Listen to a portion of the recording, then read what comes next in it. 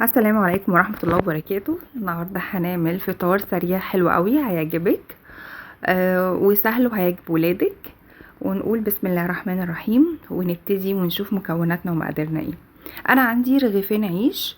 الرغيفين العيش دول انا قصتهم بالمقص، فصلت الوش والظهر بتاع الرغيف زي ما انت شايفة كده. ده عيش بلدي عادي، ممكن تستبدليه بالعيش السوري برضو مفيش مشكلة، او عيش التورتيلا شغال برضو معاكي. وعندي ميكس الجبن، عندي ميكس جبنه شيدر، عندي جبنه موتزاريلا، وعندي زيتون اسود، وعندي بيض مخفوق انا خفقاه بالملح وفلفل اسود. عندي طاسه على النار فيها معلقه سمنه او معلقه زبده زي ما متوفر عندك في البيت. هتعملي قرص بيض عادي جدا زي ما بنعمله اهو. هتعملي بيض عادي جدا يمسك بس القرص يمسك نفسه، وهتحطي نص الرغيف على وشه، البيض على وش البيض اهو زي ما انت شايفه كده. والله جربوها هتعجبكم جدا، مغذيه قوي. زي ما قلت لي تنفع فطار تنفع عشاء، تنفع تاخديها معاكي في الشغل او للولاد في المدرسه. حلوه قوي، مغذيه جدا. طبعا احنا عارفين البيض مفيد جدا للولاد، ف ياخدوا بقى فطار ياخدوا عشاء في رحلة. هنحط بعد كده الرغيف، نص الرغيف اللي انا قسمته نصين بس كده. بعدين هروح قلبة العيش على ظهره الناحية التانية عشان احط ميكس الجبن بتاعي.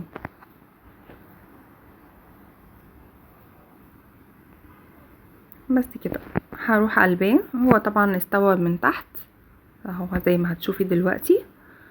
بس وهنحط الميكس الجبن زي ما قلت لك. ميكس الجبن دوت ممكن يبقى جبنه رومي بس، ممكن يبقى موتزاريلا بس، ممكن يبقى رومي وموتزاريلا، رومي وشيدر. اللي البواقي اللي عندك اللي موجود ما فيش مشكله خالص، هيشتغل معاكي كل حاجه ان شاء الله.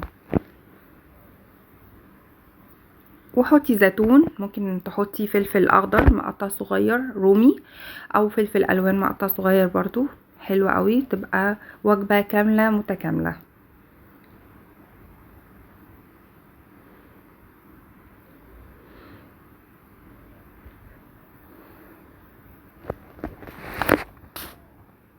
بس كده هوت. حسيتي ان في محتاجة زبدة او محتاجة سمنة من تحت، حط لها معلقة علشان الوش يتحمر والظهر يتحمر مع بعض اهو. انا عايزة الوش الرغيف اللي تحت يتحمر ويتحمص ويبقى حلو كده، وهتشوفيه معايا لونه جميل اهو. حطينا بقى وش الرغيف على الجبن، ميكس الجبن مفيش هيمسك طبعا، الجبن هتسيح وكله هيمسك في بعضه.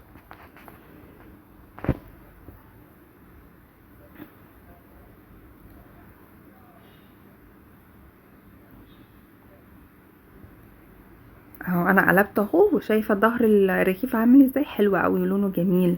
وادي برضو وش الرغيف جميل جدا جدا عادي جدا. أم، دي كانت تقريبا زيتونة باين او زيتون اهو. بصي هعمل ازاي تحفة. طبعا بتوطي عليه البوتاجاز. برضو هعمل معاكي واحد كمان نفس الخطوات، امشي عليها ما تقلقيش خالص. لما تيجي تقلبي مش هيتبهدل خالص الرغيف العيش ولا حاجه، بس امشي على الخطوات واصبري على على العيش يتحمص من تحت والبيض يستوي شويه، فهتلاقي كله مسك مع بعضه ومش هيفك منك ابدا. ما تقلقيش، زي ما قلت لك ممكن تستبدلي العيش البلدي بالعيش الشامي او العيش السوري، او ممكن تستبدليه بالخبز النوتيلا برضو، كله شغال معاكي.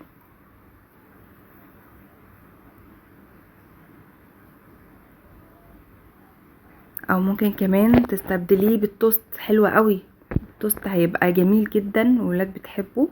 برضو تاخدي النصين التوست، تحمري اللي تحت واللي فوق برضو نفس الكلام، تحطيه بالبيض وهيتحمر معاكي وهيطلع تحفة جدا، ويطلع وتقسميه مثلثين كده يجذب الولاد حلوين قوي، مع كوباية شاي بلبن، مع كوباية لبن زي ما هما بيحبوا. انا حطيت طبعا الميكس الجبن اللي عندي، نفس الخطوات اللي عملته في الرغيف الاولاني هعمله في الرغيف التاني، هي نفسها. الرغيف دوت او الساندوتش دوت ما ياخدش منك ابدا وقت خالص، سهل جدا، مكوناته عندنا موجوده في البيت زي ما قلت لك. ممكن تستبدلي الشيدر بموتزاريلا، جبنه رومي، جبنه فلامنك، كل حاجه هتمشي معاكي وهتشتغل وهتدي طعم حلو قوي، والولاد هينبسطوا بيه. اهو بصي، بروح بقى على طول حاطه الوش التاني، اغطيه يمسك من نفسه مع الجبن، تسيح مع بعضها اهو ما انت شايفه كده، وخلاص موضوع سهل مفيهوش اي حاجه خالص. هياخدش منك 5 دقايق والله، كل رغيف مش هياخد منك 5 دقايق. شوفي شكله جميل ازاي. طبعا قدميه سخن للولاد عشان الجبنه تسيح معاهم كده وهما بياكلوه، تبقى حلوه قوي.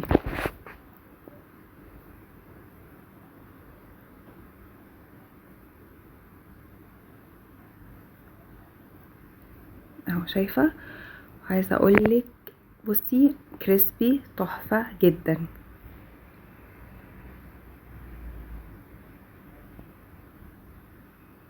اهو بصي طلعوا تحفه جدا. بصي بقى المطه اللي في الجبنه خطيره، سواء موتزاريلا، تشيدر، او جبنه فلامنك او رومي، كله هيمط معاكي وكله هيسيح وكله هيبقى جميل.